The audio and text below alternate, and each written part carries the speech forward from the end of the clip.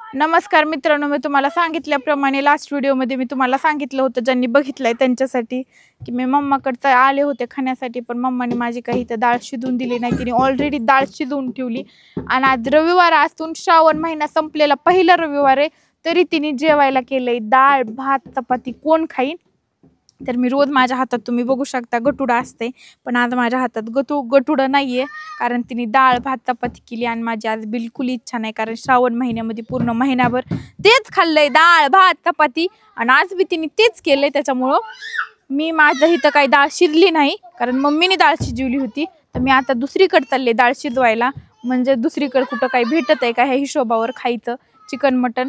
तर मी आता माझ्या नवऱ्यापाशी म्हणजे चव्हाण साहेबापाशी रिक्वेस्ट करणार आहे, चव्हाण साहेब मला चिकन नाही तर मटन आणून द्या. आता माझा नवरा बिले गरीब आहे, त्यांच्याकडे बी पैसे नसते ते, आणि माझ्या नाही तर सासूबाईकडे जाते, पण सासूबाई बी नाही देत मला खायला.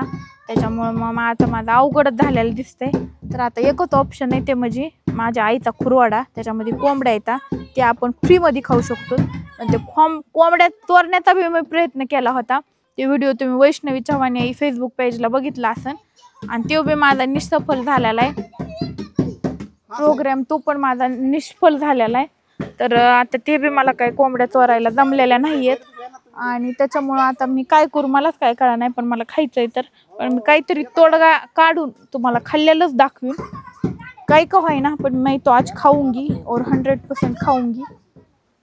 इकडे शिवांश लेकरं खेळतायत, आणि आज घरी काही नाही केलेलं. चला मी तुम्हाला दाखवते माझ्या आईने काय केलंय खायला.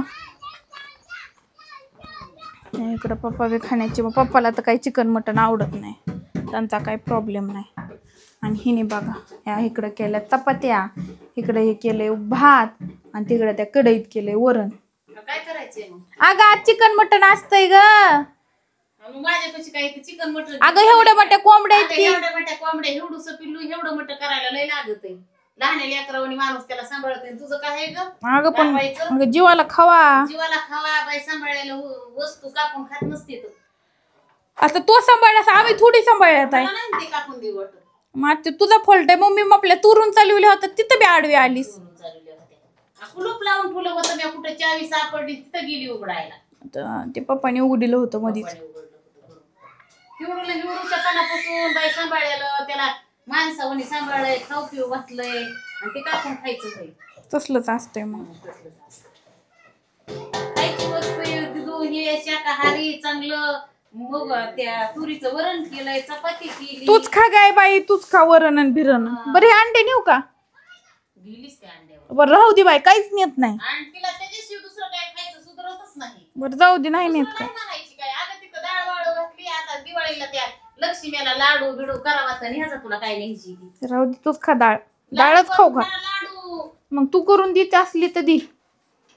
तू तरी काय करायचीस ग दीदी? माझीच वाट बघतीस खुशाल. बरं जाऊ दे, मी चालले. तूच खा त्या चपात्यान वरण भात. मला रानातले काम हे आहेत, तुझ्या घरी लक्ष्मी येतात, करावा खावा न्यावा. डाळ देते, अजून तुला काय देऊ? तुला काय न्यायचंय ते निकी दुसरं. अंडे मटण आणि कोंबडी, याच्याशिवाय तुला हे नारळ. तूच खाय बाई नारळ बिळ सगळं.